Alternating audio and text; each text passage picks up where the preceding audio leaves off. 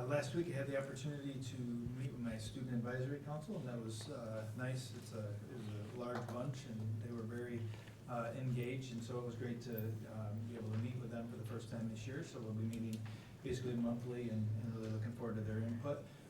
As far as other input, we are going to be putting out an elective survey. I believe it might be even this week, that it will be going out to our students and parents.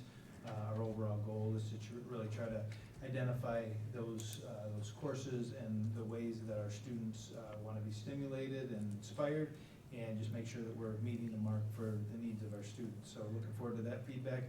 That'll be a Hanover survey that will be coming from them, and so they will help us with that as well. So just a reminder, the enhancement millage is on the docket for November 4th.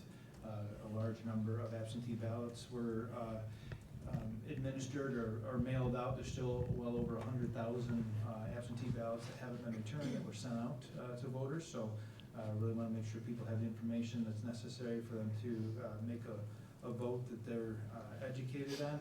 And then around the budget, CJ had mentioned as far as this year's budget coming up, we talked a lot about where that was at, and we have received that.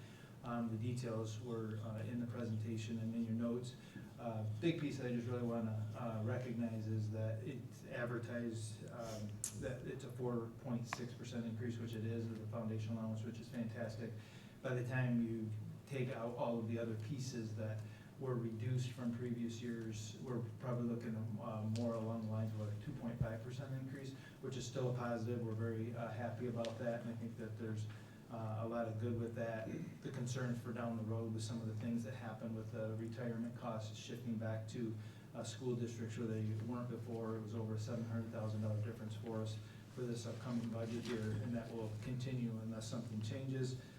And then there were some stipulations around the mental health and school safety dollars, which were pretty significant, but at the same time, they are being said that they're to be spent over 2 years, indicating we likely won't have something for the following year. So that needs to be parsed out as well. And then there's also some language that is tied to those dollars that really gives school districts pause, because it really creates some liability for school districts and the respective employees within the school district. So again, we're trying to work through what all of that means, but so much happened so fast, and there wasn't a lot of details read by those voting. So now we're trying to make sure that we understand what it is that they put forward, and many of them don't completely understand, so we're still working through all of that. But the positive is we do have our budget. We do have the free meals for the remainder of the school year.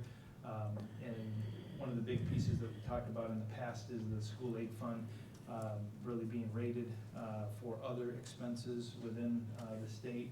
And this year they took out $851 million out of the school aid fund for higher education. Last year they took out $462 million, so basically double of what they did previous, and that is a trend that has continued. That is very alarming, because again, it was taken out of the school aid fund, and that's not what it was meant back in 1994 with Proposal A. So, but again, a positive that we do have a budget, so we're really happy about that. Just want to recognize that this Friday and Monday there's no school for students. Our staff will be participating in professional development on Friday. So those are my updates. Any questions for me?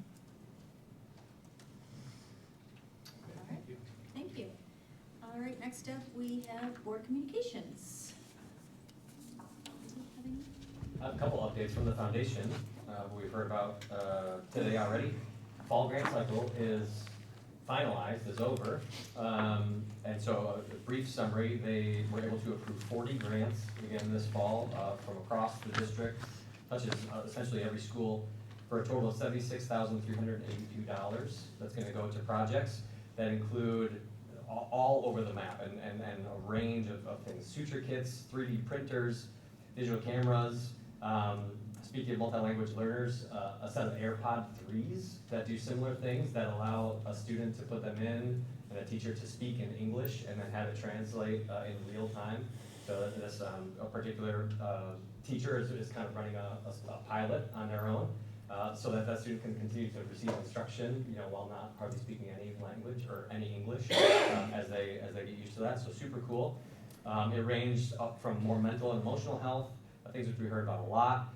It touched the music and the arts, kind of across the gamut. So again, another amazing reminder of the cool work the foundation does, and that will be coming to classrooms this fall.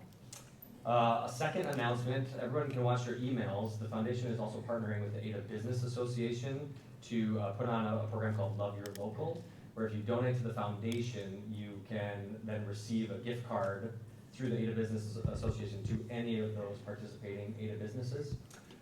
So able to donate and then take advantage of some of that from the local businesses in Ada. So you'll see something about that in the fall. Something that's not happening in the fall is the gala. Those of you who have been, that's typically a fall event. That's moving to the spring. So March 5th is the date if you're interested there, but more will be coming out about that after the holiday break. And coming up very quickly, if anyone is interested, Trivia Night they are hosting this Thursday is a fun fundraiser that they do as well. It's this Thursday. They still have, I think, 2 tables left. So if anybody hearing this has desire, you can go to the foundation Facebook page and still sign up to go play some trivia this Thursday. That's it. Let's have one. Okay, I just have a couple. One, I wanted to also reiterate and thank Julie Davis and the Finance Department for all of their wonderful work on getting an unmodified opinion, which does not sound extremely exciting, but it is to be unmodified.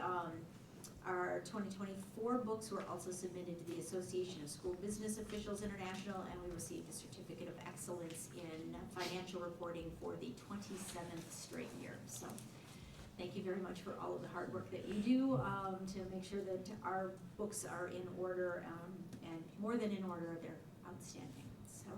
And the other one I wanted to mention is that next week, CJ, Mallory, Maggie, and I will be heading up to the MASB conference to go further our learning on how to be better school board members.